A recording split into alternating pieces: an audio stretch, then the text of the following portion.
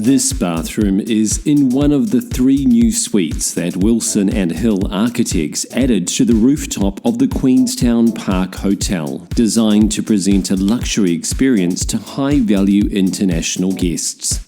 Top quality materials were used throughout, while the exposed steel vanity was designed to provide maximum storage. The TIDA judges commented that while enclosing the bathroom in glass was a bold move, it was also an apt solution for the challenges that the space presented, ensuring both bathroom and bedroom had plenty of natural light plus access to the stunning views. Congratulations to Wilson and Hill Architects, winner of the 2019 TIDA New Zealand Architect Designed Bathroom Suite.